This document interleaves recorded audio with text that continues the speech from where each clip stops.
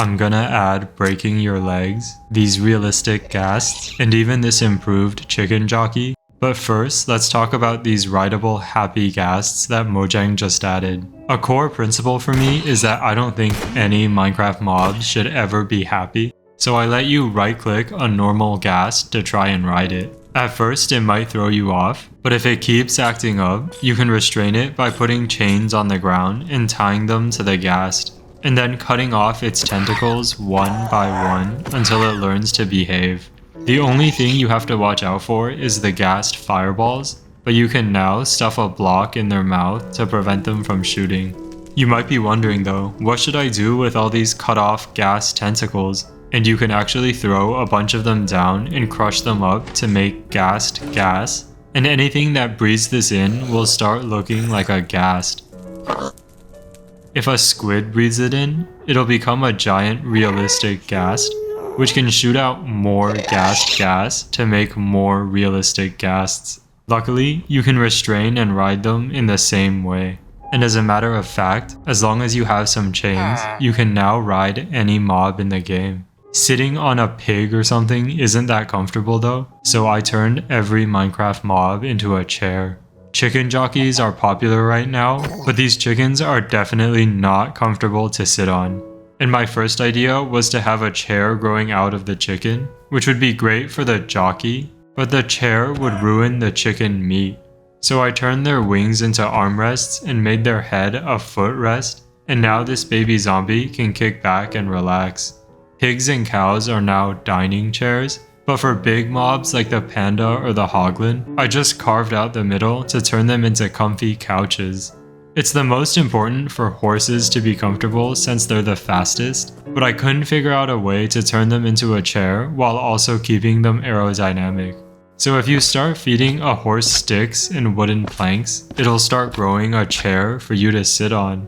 This of course means you can farm horses for chairs, and if you decide you have too many chairs, you can donate them to charity, where, just like in real life, they'll go to underprivileged children in savannah villages that have no chairs to sit on. And now that they don't have to think about how uncomfortable the floor is, they'll start paying attention in school, and so your chair donation will have transformed this rural village into a modern city. Since I added being a chair to the Minecraft mobs, I decided I might as well also add being a Minecraft mob to the chair. And you're going to understand why you'll need a chair like 30 seconds from now. But first of all, Minecraft just added these fallen trees to the game. And if trees can fall over, then why can't flowers and grass? To make everything make sense, I've added fallen houses, entire fallen villages, and even fallen strongholds. Every structure in the game now has a chance to randomly fall over, and if you're in the house while it falls, you'll break your leg. This means that every step you take is going to hurt, and every time you put pressure on your leg, it'll permanently disfigure your leg bones even more. So you'll need to craft crutches to be able to walk around normally, although you do need both hands to hold them, which means you can only mine and fight with your crutches. Luckily for you, beating the game is easier now because the end towers can just fall over and crush the ender dragon. And even luckier for you, not only do you have this chair from earlier to sit on, but you also have Jimmy fall on to entertain you.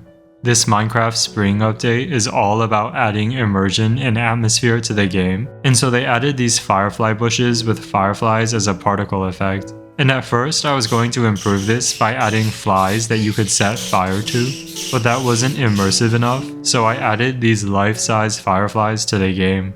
During the day, these guys just look like regular bugs, but at night, they'll light up wherever they go. To make sure you appreciate these fireflies, I removed all the other light sources in the game.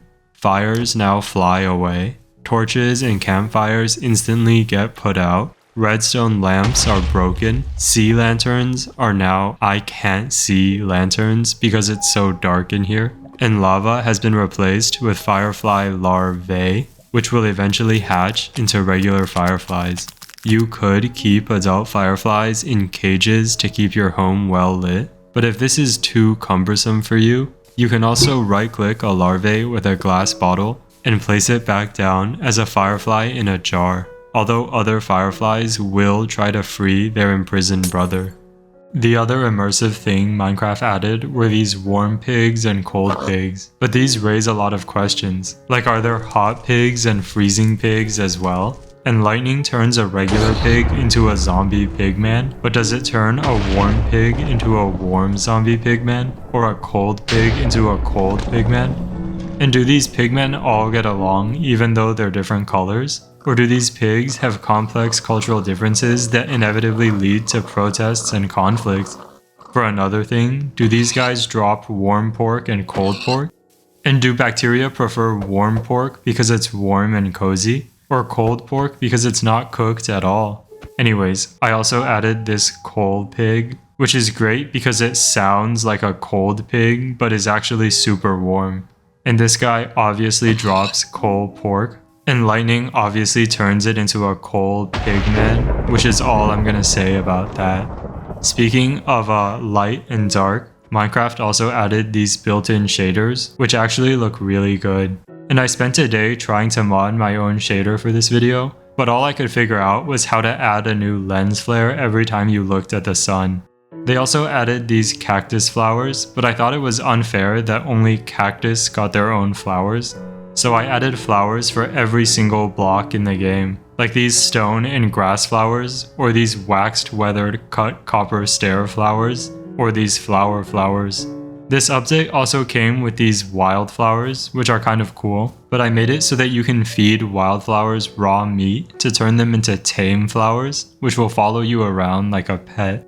They also added these cool falling leaves, but I thought it would be way more atmospheric to make the actual leaves fall as you walk around. And then I decided I might as well give every block in the game gravity, but this is actually way less interesting than you would think, and way more laggy. Wait, oh my god, we're so far into this video now, but I just realized I should have made the cow into a couch, so now you can sit on either. And if you dry out a couch by heating it up in a furnace, it'll become a leather couch, which obviously comes with a distinct leather smell. But more importantly, you can use it to craft leather couch armor, which isn't super protective, but is super heavy and cumbersome. If you liked having a lot of places to sit, like on the inside of a panda or on this realistic ghast, please like the video.